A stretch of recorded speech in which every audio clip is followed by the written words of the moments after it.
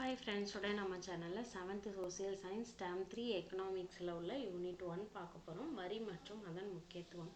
நாம் அன்றாடம் பயன்படுத்தக்கூடிய அனைத்து பொருட்களுக்கும் நமக்கு தெரிந்தோ தெரியாமலோ நாம வரி கட்டிட்டு தான் இருக்கோம். அந்த வரி செலுத்துவதன் முக்கியத்துவம் என்ன? எதற்காக நாம் அரசாங்கத்திற்கு வரி செலுத்த வேண்டும்? இந்த வரி பணத்தை அரசாங்கம் எதற்காக பயன்படுத்துகின்றது? எந்தெந்த முறைகளில் நாம் வரி செலுத்துகிறோம் அப்படின்றத பற்றி நாம இந்த யூனிட்ல பார்க்க போறோம். உள்ள போறதுக்கு முன்னாடி திருவள்ளுவர் இயற்றிய ஒரு குறளானது கொடுத்திருக்காங்க.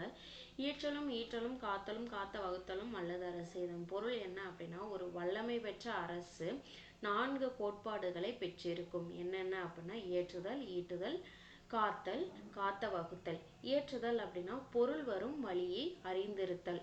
ஈட்டல் அப்படின்னா பொருள் வரும் வழி அறிந்து அவ்வழியே பொருட்களை சம்பாதித்தல். காத்தல் அப்படின்னா சம்பாதித்த பொருட்களை சேமித்து வைத்தல். காத்த வகுத்தல் அப்படின்னா சேமித்த பொருட்களை மக்களின் நலனுக்காக மீண்டும் பங்கிட்டு வழங்குதல். ஒரு வல்லமை பெற்ற அரசு இந்த 4 கோட்பாடுகளையும் பெற்றிருக்க வேண்டும் அப்படின்னு திருவள்ளுவர் குறிப்பிடுகிறார். இந்த வரியை பற்றி காளிதாஸ் அவர்கள் ஒரு குறிப்பை கொடுத்திருக்கிறார். அது என்ன அப்படின்னா, சூரியனானது பூமியிலிருந்து ஈரப்பதத்தை உறிஞ்சி அதை மேகமாக மாற்றி மீண்டும் தான் உறிஞ்சிய நீரை விட இரட்டிப்பாக பூமிக்கு மழை நீரை வழங்குகின்றது. அதுபோல ஒரு மன்னனானவன் தன் குடிமக்களிடம் வரியை வசூலித்து மீண்டும் அவர்களின் நலத்திற்காகவே செலவு செய்கிறான் அப்படின்னு குறிப்பிட்டிருக்காங்க. வாசிக்கிறேன் பாருங்க. சூரியன் தான் பூமியிடம் இருந்து உறிஞ்சிய ஈரப்பதத்தை பன்மடங்கு திருப்பி தருகின்றது. அதுபோல மன்னன் தன் குடிமக்களிடம் வரி வசூலித்து அவர்களின் நலத்திற்காகவே மீண்டும் செலவு செய்கிறான் அப்படின்னு குறிப்பிட்டிருக்காங்க. அடுத்து அறிமுகம் பற்றி பார்க்கலாம். ஒரு அரசின் முக்கிய கடமை என்ன அப்படின்னா, சமுதாய நலத்தை பேணி காப்பது. இந்த சமுதாய நலத்தை நல்முறையில் பேணி காக்க வேண்டும் அப்படின்னா அரசானது பல்வேறு திட்டங்களை ஏற்படுத்தி ஆகும். இந்த பல்வேறு திட்டங்களை செயல்படுத்துவதற்கு அரசுக்கு வருமானம் தேவைப்படுகின்றது. இந்த வருவாயை பெறுவதற்கு பல்வேறு வளங்கள் அரசிடம் இருக்கு. இருந்தாலும் அதுல முதன்மையாக கருதப்படுபவை என்னென்ன அப்படின்னா, வரிகள், கட்டணங்கள், விலைகள், குறிப்பிட்ட மதிப்புகள், ராஃபில் திட்டம். பிற நாடுகளைப் போலதான் இந்திய நாட்டிலும் வருவாய் ஈட்டுவதில் வரிகள் இன்றியமையாத இடத்தை பெற்றிருக்கு. ஓகே, வரி விதிப்பு அப்படின்னா என்ன? வழக்கமாக அரசால் விதிக்கப்படக்கூடிய ஒரு வரியை தான் வரி விதிப்பு அப்படின்ற சொல்லால நாம அழைக்கிறோம். வரி விதிப்பு அப்படின்றது வருமானம், முதலீட்டால் பெறும் ஆதாயம், சொத்து ஆகிய எல்லா வகைக்கும் விதிக்கப்படக்கூடிய ஒரு தொகையை தான் வரி விதிப்பு அப்படின்னு சொல்றோம். இந்த வரி விதிப்பு பெயராகவோ செயலாகவோ இருக்கலாம். இருந்தாலும் இந்த வரி விதிப்பு செயல்பாட்டை மட்டுமே குறிக்கின்றது. இந்த செயல்பாட்டின் மூலமாக விளையக்கூடிய வருவாயை தான் நாம வரிகள் அப்படின்னு சொல்றோம். ஓகே, இப்ப வரிகள் பற்றி ஒரு குறிப்பு கொடுத்திருக்காங்க. யாரு அப்படின்னா, சாலிக்மணி அப்படின்ற ஒரு பேராசிரியர். இந்த வரி செலுத்துறவங்க அரசிடமிருந்து எந்த விதமான பலனையும் எதிர்பார்க்க கூடாது. ஆனா இந்த வரியானது அரசுக்கு கட்டாயமாக செலுத்தக்கூடியது. ஓகேவா? இதை பற்றிய பேராசிரியர் சாலிக்மனின் கூற்று பாருங்க. வரிகள் என்பவை ஒருவர் அரசுக்கு செலுத்த வேண்டிய கட்டாயமான பங்களிப்பு. இதுல பெறப்பட்ட சிறப்பு சலுகைகள் குறிப்பிடப்படுவதில்லை. அதாவது அரசிடமிருந்து நிறைய சிறப்பு சலுகைகள் நாம் மக்கள் பெற்றுக்கொண்டிருக்கிறார்கள். இதுக்கு எடுத்துக்காட்டா என்ன சொல்லலாம் அப்படின்னா, முதியோர் உதவித்தொகையை சொல்லலாம். அதுக்கப்புறம் இல்லத்தரசிகளுக்காக இப்போ 1000 ரூபாய் வழங்கும் திட்டம் வந்துட்டு இருக்குல்ல, இதெல்லாம் சிறப்பு சலுகைகள். இந்த வரியில இந்த சிறப்பு சலுகைகளை குறிப்பிட மாட்டாங்க அப்படின்னு சொல்லியிருக்காங்க. இந்த பங்களிப்பின் மூலம் பொது நலத்திற்காக அரசு மேற்கொள்ளக்கூடிய செலவுகள் கட்டுப்படுத்தப்படுகின்றது. எதன் மூலமாக? நாம வரி செலுத்துவதன் மூலமாக. இதுதான் பேராசிரியர் சாலிக்மனின் கூற்று. ஓகே, இப்போ வரி விதிப்புனா என்னன்னு பார்த்துட்டோம், வரிகள்னா என்னன்னு பார்த்துட்டோம். எதுக்காக இந்த வரி விதிக்கிறாங்க, அந்த வரி விதிக்கப்படுவதற்கான காரணங்கள் பற்றி பார்க்கலாம். ஒவ்வொருத்தவங்களுமே சட்டத்திற்கு உட்பட்டு வரி செலுத்துவதற்கு கடமைப்பட்டுள்ளவங்க தான். வரியாக செலுத்தப்படக்கூடிய எல்லா தொகையுமே அரசின் மூலமாக அரசு கருவூலத்தில் சேமித்து வைக்கப்படும். இந்த சேமித்து வைக்கப்பட்ட வரி பணத்தை எவ்வாறு செலவிடுவது அப்படின்ற திட்டத்தை அரசானது தீர்மானிக்கின்றது. இந்த வரி செலுத்துவது அப்படின்றது ஒருவருடைய தனிப்பட்ட கடமை கிடையாது. அதாவது தனிப்பட்ட விருப்பம் கிடையாது. மாறாக ஒருத்தவங்க தாம் ஈட்டக்கூடிய வருமானம் வருமான வரம்பிற்கு உட்பட்டதாயின் வரி செலுத்த வேண்டும். அதாவது ஃபார் எக்ஸாம்பிள் இப்போ நம்ம பேங்க்கே வச்சுக்கோங்க. பேங்க்ல வந்து ஒரு அக்கௌண்ட் ஓப்பன் பண்றோம். அதுல ஒரு லிமிட்டடான அமௌண்ட்டுக்கு நம்ம டேக்ஸ் கட்ட தேவையில்லை. ஆனா ஒரு லிமிட்டை விட அதிகமா போகும்போது நம்ம என்ன பண்ணணும், அரசுக்கு வரி கட்டணும். அதை தான் என்ன சொல்றாங்க அப்படின்னா, ஈட்டும் வருமானம் வருமான வரம்பிற்கு உட்பட்டதாயின் வரி செலுத்த வேண்டும் அப்படின்னு. வருமான வரி செலுத்துதல் ஒவ்வொரு குடிமகனின் கடமை. அதிகமாக பெறப்படக்கூடிய வரிகள் மேலும் பல நலத்திட்டங்கள் செயல்படுத்துவதற்கு அரசுக்கு உதவி செய்கின்றது. அடுத்து இந்த வரிகளுக்குன்னு ஒரு விதிப்பு கோட்பாடு உருவாக்கியிருக்காங்க. யாரு அப்படின்னா, பொருளாதாரத்தின் தந்தை என்று அழைக்கப்படக்கூடிய ஆடம் ஸ்மித் அவர்கள் 4 வகையான வரி விதிப்பு கோட்பாடுகளை கொண்டு வந்திருக்காங்க. என்னென்ன? சமத்துவ விதி, உறுதிப்பாட்டு விதி, வசதி விதி, சிக்கன விதி. இந்த 4 விதியும் ரொம்ப இம்பார்ட்டன்ட், நல்லா கவனிங்க. சமத்துவ விதி அப்படின்னா என்ன? மக்கள் அவங்களுடைய வசதிக்கு ஏற்ற வகையில் செலுத்துவதற்காக அரசு வரி விதிக்கும் முறைகள்ல ஒண்ணுதான் இந்த சமத்துவ விதி. அதாவது எல்லாரும் வரி செலுத்த வேண்டும் அப்படின்னு, எல்லாரும் சமமா தான் வரி செலுத்தணும் அப்படின்னு பொருள் கிடையாது. மக்கள் மீது சுமத்தப்படக்கூடிய வரி அப்படின்றது எளிமையாகவும் இருக்கணும், நியாயமானதாகவும் இருக்கணும். அதை தான் இந்த வரியானது விளக்குகின்றது.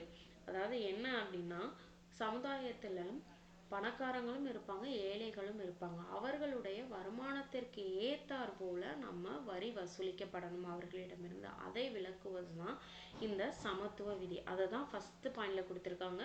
மக்கள் தமது வசதிக்கு ஏற்ற வகையில் செலுத்துவதற்காக அரசு வரி விதிக்கும் முறைகளுள் ஒன்று இந்த சமத்துவ விதி. இதுதான் இந்த சமத்துவ விதியின் டெஃபினிஷன். அடுத்து உறுதிப்பாட்டு விதி. நாம வந்து அரசுக்கு வந்து வரி செலுத்துறோம். இந்த வரியை அரசானது எந்த ஒரு வீண் செலவுகளுக்கும் செய்ய மாட்டோம் அப்படின்னு ஒரு உறுதி அளிப்பது தான் உறுதிப்பாட்டு விதி. அதாவது வரி செலுத்துவோருக்கு அரசால் அளிக்கப்படக்கூடிய ஒரு உறுதிப்பாட்டு தன்மையை விளக்குவது தான் இந்த உறுதிப்பாட்டு விதி. இதன் மூலமாக பொருளாதாரத்தில் ஏற்படக்கூடிய அனைத்து வீண் செலவுகளுமே தவிர்க்கப்படும். அடுத்து வசதி விதி. இப்போ நம்ம கிட்ட வரி வாங்குறாங்க இல்லையா, இந்த வரி வாங்குவதன் மூலம் அவங்க எவ்வளவு வரி செலுத்துறாங்களோ அவங்களுக்கு அதிகபட்சமான வசதிகளை அரசாங்கம் பண்ணித்தர வேணும். அதற்காக உருவாக்கப்பட்ட விதி தான் இந்த வசதி விதி.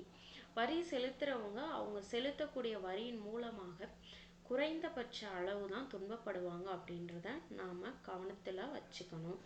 அடுத்து சிக்கன விதி. சிக்கன விதி எதற்காக கொண்டு வந்தாங்க அப்படின்னா, வசூலிக்கப்பட்ட வரியில இருந்து குறைந்த அளவிலேயே நாம செலவு செய்ய வேண்டும். எல்லா தொகையுமே செலவழிக்க கூடாது, குறைந்த அளவிலான தொகையை மட்டுமே செலவழிக்க வேண்டும். இதை வலியுறுத்துவதுதான் இந்த சிக்கன விதி. வசூலிக்கப்பட்ட தொகை முழுவதுமே அரசு கருவூலத்தில் இருப்பில் வைக்கப்பட வேண்டும், செலவு போக மீதமுள்ள தொகையும் சேர்த்து. ஓகே, இப்போ வரி கோட்பாட்டு விதிகள் பார்த்தோம். அடுத்து வரி விதிப்பு வகைகள் என்னென்னு பார்க்கலாம். வரி விதிப்புல 3 வகைகள் இருக்கு. என்னென்ன அப்படின்னா, விகிதாச்சார வரி, வளர்வீத வரி, தேய்வு வீத வரி. இதுல விகிதாச்சார வரி அப்படின்னா என்ன அப்படின்னா, வருமான அளவை பொருட்படுத்தாமல் எல்லோருக்கும் சமமாக ஒரே மாதிரியாக வரி விதிப்பது தான் விகிதாச்சார வரி. அதுக்கு எடுத்துக்காட்டு கொடுத்துருக்காங்க பாருங்க. ஒருத்தவங்க மாசம் 1000 ரூபாய் வருமானம் வருது. அந்த 1000 ரூபாய் வருமானம் வரவங்களுக்கு வரி எவ்வளவு கட்டணும்னா 5% வரி கட்டணும். அப்ப 1000 ரூபாய் வருமானம் வாங்குறவங்க 5% வரினா 50 ரூபாய் வரி கட்டணும். அப்ப 950 ரூபாய் அவங்களுக்கு. ஓகேவா? 1000 ரூபாயில 50 ரூபாய் வரி, 950 ரூபாய் அவங்களுக்கு. அதே மாதிரி மந்த்லி 5000 ரூபாய் ஒருத்தவங்க வந்து வருமானம் வருது ஒருத்தவங்களுக்கு. இந்த 5000 ரூபாய் ஈட்டுறவங்களுக்குமே அதே 5% தான் வரி. அப்ப அந்த 5000 ரூபாய் இன்கம் வாங்குறவங்களுக்கு 50 ரூபாய் வரி கட்டினா போதும். அப்ப அவங்களுக்கு எவ்வளவு அமௌண்ட் வருதுன்னு பாருங்க, 4950 ரூபாய். அப்போ இது வந்து யாருக்கு வந்து ரொம்ப கஷ்டமா இருக்கும்? இந்த 1000 ரூபாய் இன்கம் வாங்குறாங்களே அவங்களுக்கு ரொம்ப கஷ்டமா இருக்கும். இதுதான் சொல்றாங்க, வருமான அளவை பொருட்படுத்தாம எல்லாத்துக்கும் ஒரே மாதிரியாக வரி விதிப்பதை தான் விகிதாச்சார வரி அப்படின்னு சொல்றாங்க. அடுத்து வளர்வீத வரி. வளர்வீத வரி அப்படின்னா, ஒருவருடைய வருமானம் அதிகரிக்கும் போது அதற்கு ஏற்றாப்புல அவங்களுடைய வரியும் அதிகரிக்கும். அதாவது என்ன அப்படின்னா, ஒருத்தவங்க ரூபாய் 1000 ரூபாய் சம்பாதிக்காங்க அப்படின்னா அதற்கு அவங்க 10% வரி கட்டணும். 1000 ரூபாயில 10%னா 100 ரூபாய் வரி கட்டணும். அதே மாதிரி ஒருத்தவங்க 10,000 ரூபாய் சம்பாதிக்காங்க அப்படின்னா அதுல 25% அரசுக்கு வரி கட்டணும். அப்ப இந்த 10,000 ரூபாயில 25%னா 2,500 ரூபாய் வரி கட்டுவாங்க. அதே மாதிரி 1,00,000 ரூபாய் சம்பாதிக்கிறாங்க அப்படின்னா அதுல 50% அவங்க வரியா கட்டணும். எப்படின்னா 50,000 ரூபாய். இது ஒருவரின் வருமானம் அதிகரிக்க அதிகரிக்க அவர்களின் வரியின் சதவீதமும் அதிகரித்து கொண்டே செல்கின்றது. இதுதான் வளர்வீத வரி அப்படின்னு சொல்றாங்க. இதன் மூலமாக யாருக்கும் எந்த ஒரு பாதிப்பும் இருக்காது. அடுத்து தேய்வு வீத வரி பாருங்க. அதிகமாக வருமானம் ஈட்டுறவங்களா இருந்தாலும் குறைவாக வருமானம் ஈட்டுறவங்களா இருந்தாலும் ஒரே மாதிரியாக விதிக்கப்படும் வரி. அதாவது நம்ம ஆல்ரெடி பார்த்தோம் இல்லையா, விகிதாச்சாரத்துல வருமான அளவை பொருட்படுத்தாம அவங்க ஒரே மாதிரி வரி போட்டாங்கன்னா அதே மாதிரி தான் தேய்வு வீத வரியிலையுமே அதிகமாக வருமானம் ஈட்டுறவங்களுக்கும் குறைவா வருமானம் ஈட்டுறவங்களுக்கும் சமமாக வரி விதிக்கிறாங்க. இதன் மூலமாக யாரு ரொம்ப பாதிக்கப்படுவாங்க அப்படின்னா குறைவாக வருமானம் ஈட்டுறாங்க இல்லையா, அவங்க அதிகமான பாதிக்கப்படுவாங்க. இந்த தேய்வு வீத வரியானது வளர்வு வீத வரிக்கு எதிராக இருக்கும். ஓகே, அடுத்து வரியின் முக்கியத்துவம் என்னென்ன? இந்த வரி இல்லை அப்படின்னா சமுதாய நலத்துக்கு தேவையானதை அரசாங்கத்தால் செய்ய முடியாது. அரசுக்கு வரிகள் மிகவும் இன்றியமையாத வளங்கள்ல ஒன்றுதான் இந்த வரி. வசூலிக்கப்பட்ட வரி பணம் மூலமாக பல்வேறு சமுதாய நலன்களை அரசு செயல்படுத்துகின்றது. அது என்னென்ன அப்படின்னா, ஃபர்ஸ்ட் ஒன் நலவாழ்வு. சுகாதார நலவாழ்வுக்காக செலவழிக்கப்படும் தொகை. அதாவது நம்ம இப்போவுமே கவர்மெண்ட் ஹாஸ்பிட்டல்லாம் யூஸ் பண்ணுறோம் இல்லையா, இப்போது இந்த கவர்மெண்ட் ஹாஸ்பிட்டலில் செலவு பண்ணுறதுக்கு, கவர்மெண்ட் ஹாஸ்பிட்டலில் நடத்துறதுக்கு அரசாங்கத்துக்கு என்ன வேணும்? ஒரு வருவாய் வேண்டும். அந்த வருவாய் நம்ம செலுத்தக்கூடிய வரிகளில் ஒரு பகுதியிலிருந்து அரசாங்கம் பெற்றுக்கொள்கின்றது. அதை தான் சொல்லியிருக்காங்க. சுகாதார நலவாழ்வுக்காக செலவழிக்கப்படும் தொகை வரி பணத்துல இருந்து தான் பெறப்படுகிறது. வரி இல்லை அப்படின்னா இந்த செயல்கள் எல்லாமே நடைபெறுவது ரொம்ப கஷ்டமான ஒன்று தான். சமூக நலவாழ்வு, மருத்துவ ஆய்வு, சமூக நல பாதுகாப்பு, இதுக்காக வரி பணத்துல இருந்து அரசு தனியாக ஒரு குறிப்பிட்ட நிதியை ஒதுக்கி வைக்கின்றது. ஓகேவா. இரண்டாவது என்ன அப்படின்னா கல்வி. இப்போவுமே நமக்கு அரசு பள்ளிகளில் புத்தகமானது இலவசமாக வழங்கப்படுகின்றது. ஸோ இந்த மாதிரி கல்வியை மேம்படுத்துவதற்காக அரசாங்கத்தால் ஒரு குறிப்பிட்ட நிதியானது ஒதுக்கி வைக்கப்படுகின்றது. அந்த நிதி வரிகள் மூலம் பெறப்படுகின்றது.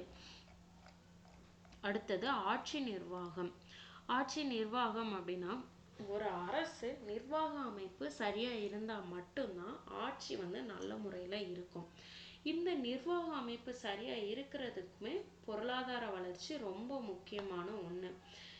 இந்த நிர்வாக அமைப்பு சரியா இயங்கலை அப்படின்னா பொருளாதார வளர்ச்சியில மிகப்பெரிய தாக்கத்தை அது ஏற்படுத்தும்.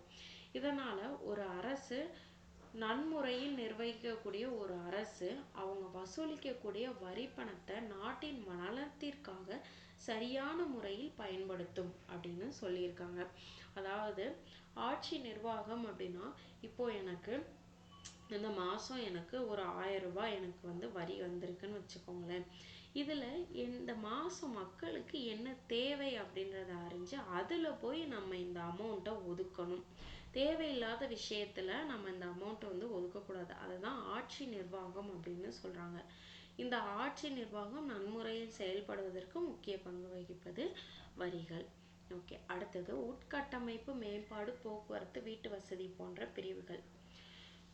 நம்ம ஆல்ரெடி பார்த்தோம், அரசு வசூலிக்கக்கூடிய வரி பணத்தை மேக்சிமம் சமூக நலத்துக்காக தான் செலவு செய்யுது. அது மட்டும் இல்லாமல் மக்கள் நலனை பேணி காக்கிறதுக்காக அறிவியல் ஆராய்ச்சி, சுற்றுச்சூழல் பாதுகாப்பு போன்ற பிரிவுகளுக்குமே அரசானது பல்வேறு நிதிகளை ஒதுக்கி வைக்கின்றது. அது மட்டும் இல்லாமல் இப்போ நாம் ஓய்வூதியங்கள் வாங்குறாங்க, ஓய்வூதியங்கள், வேலைவாய்ப்பு இல்லாதவங்களுக்கான ஊக்கத்தொகை, குழந்தை பாதுகாப்பு, இது எல்லாத்துக்குமே தனித்தனியாக அரசால் நிதியானது ஒதுக்கப்பட்டு கொண்டிருக்கின்றது. ஒரு நாட்டின் பொருளாதார வளர்ச்சி நிலையின் மீது வரியால் மிகப்பெரிய தாக்கத்தை ஏற்படுத்த முடியும். பொதுவாக வரியானது ஒரு நாட்டின் மொத்த உள்நாட்டு உற்பத்திக்கு தங்களுடைய பெரும் பங்களிப்பை கொடுக்குது. அதை நாம ஜிடிபி அப்படின்னு சொல்லுவோம். இங்கே கொடுத்துருக்கா இந்த பேரால கொடுத்துருக்கா அதே பாயிண்ட் தான் கீழே கொடுத்துருப்பாங்க. அதை நீங்கள் ரீட் பண்ணும்போது உங்களுக்கு இன்னும் நல்லா புரியும். அடுத்து வரியின் வகைகள். அதுக்கு முன்னாடி நம்ம என்னென்ன பார்த்தோம்? வரியின் கோட்பாடுகள் பார்த்தோம், அதுக்கப்புறம் வரி விதிப்பு வகைகள் பார்த்தோம், வரியின் முக்கியத்துவம் பார்த்தோம்.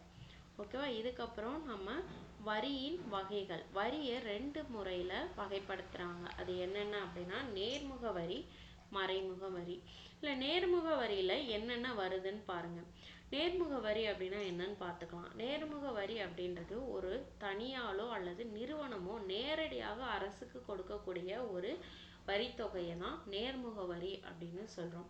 இதில் வரி செலுத்துகிறவங்க பல்வேறு காரணத்துக்காக அரசுக்கு வரி செலுத்துவாங்க.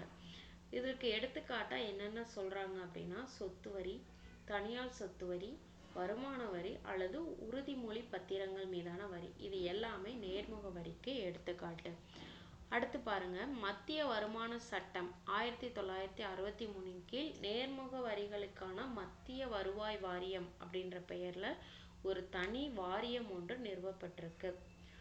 ஓகேவா? இது ரொம்ப இம்பார்ட்டன்ட். மத்திய வருமான சட்டம் 1963 கீழ் நேர்முக வரிகளுக்கான மத்திய வருவாய் வாரியம் என்னும் பெயரில் தனி வாரியம். அதை எப்படி சொல்றோம்? CPDT அப்படின்னு சொல்றோம். அது மத்திய அரசால் நிறுவப்பட்டுள்ளது. ஓகேவா? அடுத்து நிறுவன வரி. நிறுவன வரி அப்படின்னா நிறுவனம் அலுவலகங்கள் அவங்களுக்குன்னு ஒரு லாபம் கிடைக்கும் இல்லையா, அந்த லாபத்தின் மீது ஒரு வரி விதிப்பாங்க. இதை தான் நிறுவன வரி அப்படின்னு சொல்றோம். இதுல காப்புரிமை, வட்டி,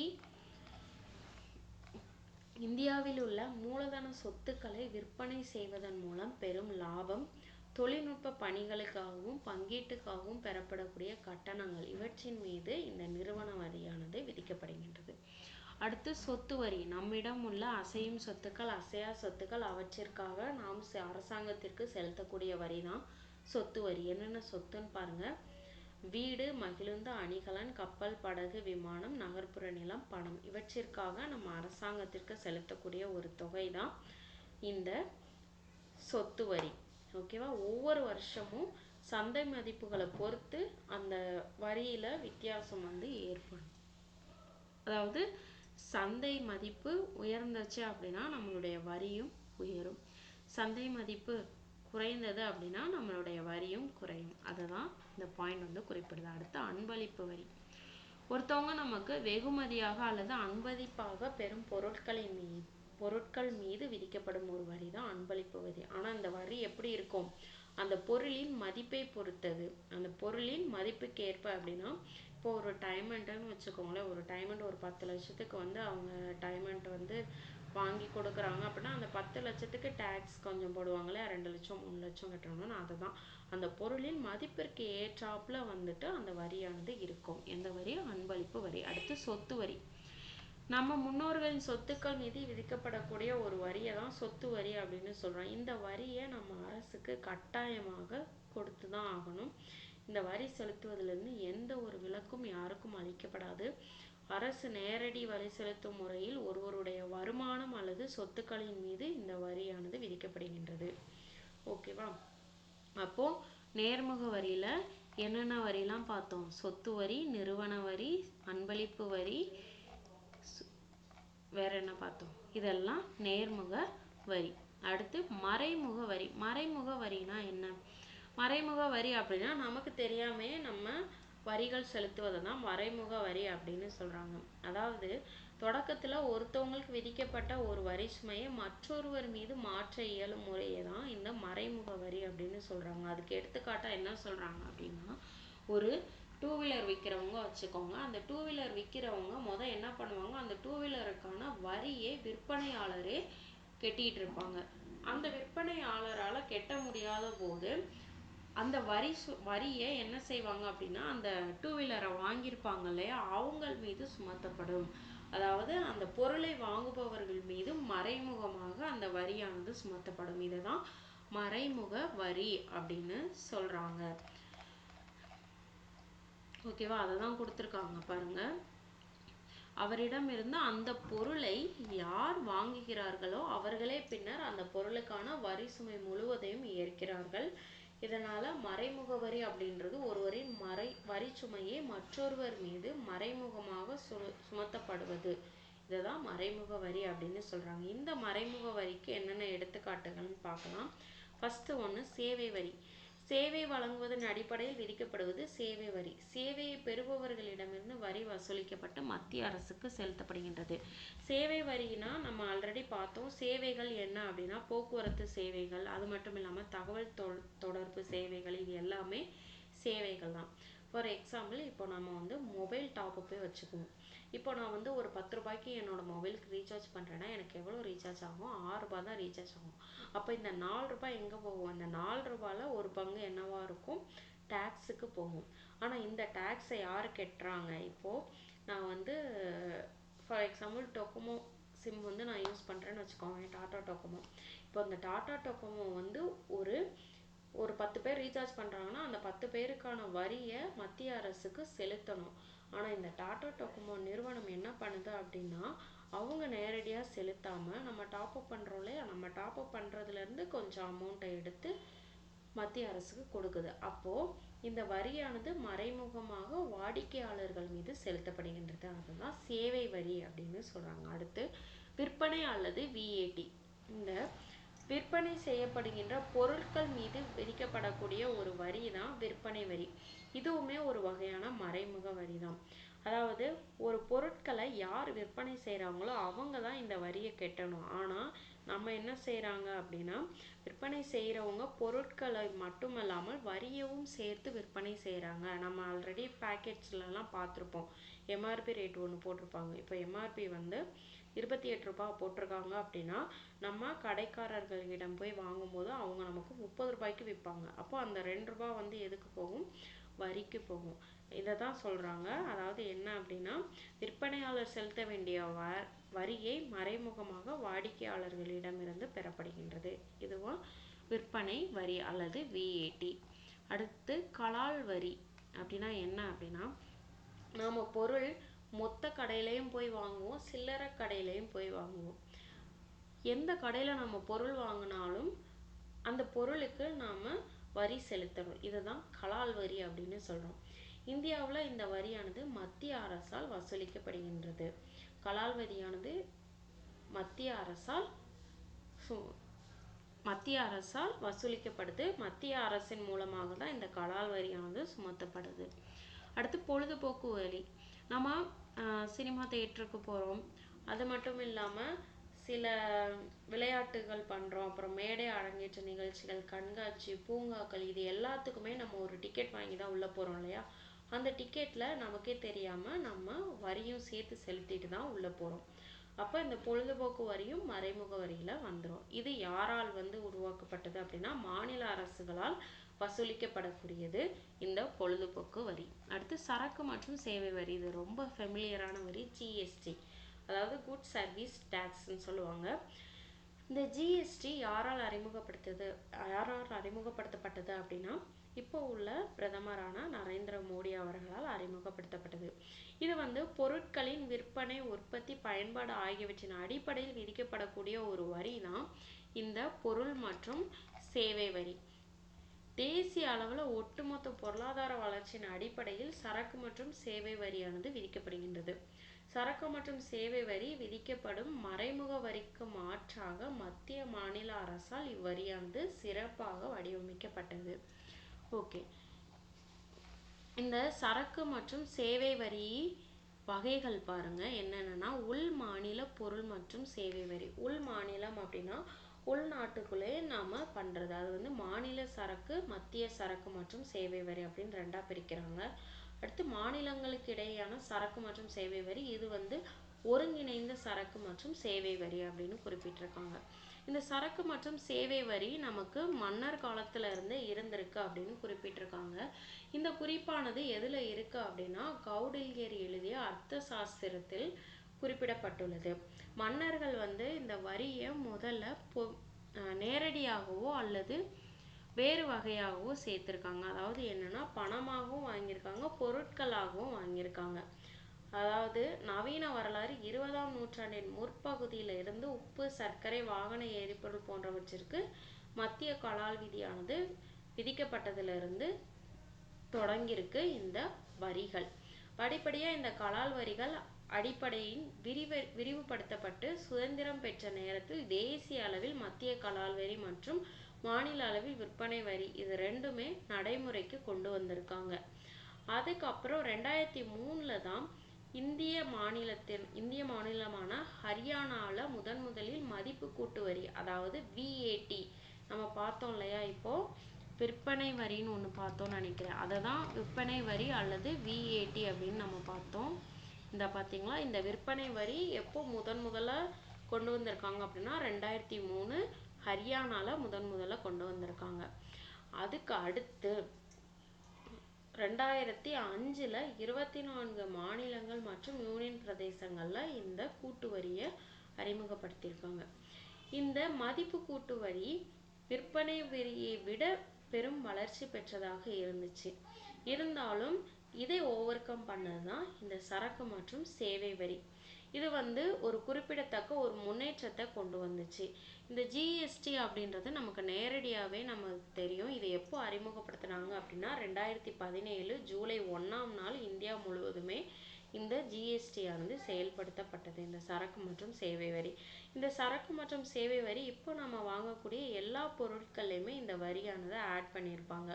அதாவது நாம ஒரு 100 ரூபாய்க்கு ஒரு பொருள் வாங்குறோம் அப்படின்னா அதிலே CGST SGST அப்படின்னு போட்டிருப்பாங்க. இப்போ SGST 9% அப்படின்னா நம்ம 9 ரூபாய் கொடுக்கணும், CGST 9%னா 9 ரூபாய். அப்போ 100 ரூபாய் மதிப்புள்ள பொருளை நாம 118 ரூபாய் கொடுத்து வாங்குறோம். அதுல அந்த 18 ரூபாய் இருக்கு இல்லையா, அந்த 18 ரூபாய் 9 ரூபாய் மத்திய அரசுக்கும் 9 ரூபாய் மாநில அரசுக்கும் பிரிக்கப்படும். இதுதான் சரக்கு மற்றும் சேவை வரி அப்படின்னு சொல்றோம். ஓகே, இப்போ மாநிலங்களுக்கு இடையேயான பொருட்களை விற்றால் எப்படி அப்படின்னா, இப்போ தமிழ்நாட்டுக்காரங்க விற்பனையாளர்கள், அந்த தமிழ்நாட்டுக்காரர் கர்நாடகாவில் போய் விற்பனை செய்யறாரு அப்படின்னா அதுக்குமே ஒரு வரியானது விதிக்கப்பட்டிருக்கு. அது என்ன அப்படின்னா IGST, அதாவது மாநிலங்களுக்கு இடையேயான வர்த்தகம் அப்படின்னு சொல்லியிருக்காங்க. அதோட உற்பத்தி மதிப்பு 100 ரூபாய் அப்படின்னா IGST வரி 18%, அதாவது 18 ரூபாய். இப்போ இதுல 118 ரூபாய் நம்ம கொடுத்து அந்த பொருளை வாங்குவோம். இதுல 18 ரூபாய் மத்திய அரசுக்கு செல்லும். அந்த மத்திய அரசு என்ன செய்யும் அப்படின்னா 9 ரூபாயை அவங்க வச்சுக்கிட்டு கர்நாடகா மாநிலத்துக்கு 9 ரூபாயை கொடுக்கும். இதை தான் மாநிலங்களுக்கு இடையேயான வர்த்தகம் அப்படின்னு சொல்றோம். ஓகேவா, இந்த 18 ரூபாய் அரசுக்கு செல்லும், மத்திய அரசு 9 ரூபாய் கர்நாடகா அரசுக்கு கொடுத்துரும். மேலும் 9 ரூபாய் 9 அனுப்பும் வரி 0%, 5%, 12%, 18% மற்றும் 28% அப்படின்னு 5 அடுக்குகளாக இருக்குது. அதாவது 9 ரூபாய் கொடுக்குறாங்களா அதுக்கு அனுப்புறதுக்கு வரி. ஓகேவா, இந்த GST ஆனது மத்திய அரசால வசூலிக்கப்படுது. இருந்தாலும் இந்த பெட்ரோலிய பொருட்கள், ஆல்கஹால், மின்சாரம் ஆகியவற்றின் செலுத்தப்படக்கூடிய வரியானது மாநில அரசால் தான் வசூலிக்கப்படுது. இது ரொம்ப இம்பார்ட்டன்ட். GST மத்திய அரசால வசூலிக்கப்படுது. அப்போ நம்ம பயன்படுத்தக்கூடிய ஆல்கஹால், மின்சாரம், பெட்ரோலியம் இதுக்கான வரி யாரால் வசூலிக்கப்படுகின்றது அப்படின்னா மாநில அரசால் வசூலிக்கப்படுகின்றது. அடுத்து காய்கறி, உணவு தானியங்களுக்கு போன்ற அத்தியாவசிய பண்டங்களுக்கு இந்த வரியிலிருந்து விலக்கு அளிக்கப்பட்டுள்ளது. இது ரொம்ப இம்பார்ட்டன்ட், நல்லா பார்த்துக்கோங்க. GSTனா என்ன? இந்த வரியானது முதலில் மன்னர் காலத்துல எதுல குறிப்பு கொடுத்திருக்காங்க அப்படின்னா கௌடில்யர் எழுதிய அர்த்த சாஸ்திரத்தில் வரிகள் பற்றிய குறிப்புகள் இருக்கு. அதுல பொருளாகவோ அல்லது ரொக்கமாகவோ வரிகளை சேர்த்திருக்காங்க மன்னர்கள். ஓகே, அடுத்து சுங்கவரியும் சாலை வரியும். எதுக்கு சுங்கவரி சாலை வரி நம்ம கட்டுறோம் அப்படின்னா நம்ம பயன்படுத்தக்கூடிய சாலைகளின் மேம்பாட்டிற்காக. அதாவது நம்ம ஹைவேஸ்லாம் யூஸ் பண்றோம் இல்லையா, நிறைய ஹைவேஸ் யூஸ் பண்றோம். அது மட்டும் இல்லாம மேம்பாலங்கள் எல்லாமே யூஸ் பண்றோம். இந்த பாலங்களின் பராமரிப்பு பணிக்காக அரசால் வசூலிக்கப்படக்கூடிய ஒரு வரி தான் இந்த சுங்கவரி அல்லது சாலை வரி. அடுத்து தூய்மை பாரத வரி. இந்த தூய்மை பாரத வரி இந்திய அரசால் விதிக்கப்பட்டது. எப்போ அப்படின்னா 2015ஆம் ஆண்டு நவம்பர் மாதம் 15ஆம் நாள் இது தொடங்கப்பட்டது. அனைத்து வகையான வரி சேவைகளுக்குமே இந்த தூய்மை பாரத வரி வந்து பொருந்தும். இந்த வரி விகிதம் 0.5% மட்டும்தான். இப்போ வந்து 14%க்கு மேற்பட்ட சேவை வரி நடைமுறையில் இருக்குது. ஆரம்பிக்கும் போது 0.5%, இப்போ வந்து நடைமுறையில் 14% வரைக்கும் இருக்குது தூய்மை பாரத வரி. இது எல்லா வகையான வரி சேவைகளுக்குமே பொருந்தும். ஓகே, அடுத்து நேர்முக வரிக்கும் மறைமுக வரிக்கும் இடையே உள்ள வேறுபாடுகள் என்னென்னு பார்க்கலாம். நேர்முக வரி வரி சுமையை பிறருக்கு மாற்ற இயலாது. ஆமாம், யார் வரி செலுத்துகிறாங்களோ அவங்க கட்டாயமாக செலுத்தி ஆகணும். மறைமுக வரியில் என்ன அப்படின்னா, ஒருவர் தமக்கு விதிக்கப்பட்ட வரி சுமையை பிறருக்கு எளிதாக மாற்ற இயலும். அடுத்தது பாருங்க, தனியார் மற்றும் நிறுவனங்கள் பெறும் வருமானங்கள் மீது வரி விதிக்கப்படுகின்றது நேர்முக வரியில். மறைமுக வரியில் பல்வேறு பொருட்கள் மற்றும் சேவைகளின் மீது தான் வரி விதிக்கப்படும். இதில் வந்து பணவீக்க அழுத்தம் கிடையாது, ஆனால் மறைமுக வரியில் பணவீக்க அழுத்தம் உண்டு. நேர்முக வரியில் வரி தாக்கமும் வரி நிகழ்வும் சமமாக தான் இருக்கும், ஆனால் மறைமுக வரியில் வரி தாக்கமும் வரி நிகழ்வும் வெவ்வேறாக இருக்கும். ஏன் அப்படின்னா, பொருட்களின் பயன்பாட்டை பொறுத்து தான் வரியானது விதிக்கப்படும். ஓகேவா? அடுத்து நேர்முக வரியில் நெகிழ்வுத்தன்மை குறைவு, மறைமுக வரியில் நெகிழ்வுத்தன்மை அதிகம். ஓகே, இந்த வரி தேவையும் மக்கள் நல தேவையும் என்னென்னு பார்க்கலாம். நிதி நிர்வாகத்திற்கு வரியை உயர்த்துறது தான் வரி விதிப்பதின் முக்கியமான நோக்கம். நிதி பற்றாக்குறை ஏற்படும் போது பாதிப்புகளை சமன் செய்வதற்காக என்ன செய்வாங்க அப்படின்னா, விலை மாற்றத்திற்கு உதவி செய்கின்றது. அதாவது நிதியில் வந்து ஏதாவது பற்றாக்குறை ஏற்பட்டுச்சுன்னா அரசுக்கு போதுமான வருமானம் கிடைக்காது. அந்த வருமானத்தை சரி செய்வதற்காக என்ன செய்வாங்க, பொருட்களின் விலையானது ஏற்றப்படும். இப்போ உங்களுக்கு புரிஞ்சிருக்கும்னு நினைக்கிறேன். நமக்கு இப்போ ரீசெண்டாக வந்து இந்த பால் விலை, அப்புறம் மளிகை பொருட்கள் விலையெல்லாம் ஏற்றப்பட்டதுல அப்போ என்ன ஆயிருக்கும், அரசிடையே நிதி பற்றாக்குறை ஏற்பட்டிருக்கும். அதை சமன் செய்வதற்காக தான் நமக்கு என்ன செய்கிறாங்க, விலை மாற்றத்தை கொண்டு வராங்க. ஓகே, நிதி நிர்வாக வரலாற்றில் மாநிலங்களின் வரி விதிப்பின் மூலமாகவே பல செயல்பாடுகள் மேற்கொள்ளப்பட்டுள்ளது. போக்குவரத்து, சுகாதாரம், பொதுமக்களின் பாதுகாப்பு, கல்வி, நலவாழ்வு திட்டங்கள், அறிவியல் ஆராய்ச்சி, கலையும் பண்பாடும், பொதுப்பணி, பொது காப்பீடு, மேலும் பல பொருளாதார உள்கட்டமைப்புகளுக்காகவும் வரி பணமானது செலவழிக்கப்படுகின்றது. ஒரு அரசின் திறனுக்கேற்ப வரிகளை உயர்த்துவது அதன் நிதி திறன் என்று அழைக்கப்படுகின்றது. அதாவது ஒரு அரசு எவ்வளவு திறமையாக செயல்படுதோ அதற்கேற்றாப்புல வரிகளானது உயர்த்தப்படும். இதை தான் நாம் நிதி திறன் அப்படின்னு சொல்கிறோம். ஓகே, இப்போது செலவுகளை விட வருவாயை விட செலவுகள் வந்து அதிகமாக இருக்கும்போது அரசு என்ன பண்ணும் அப்படின்னா, கடன்களை திரட்டும்.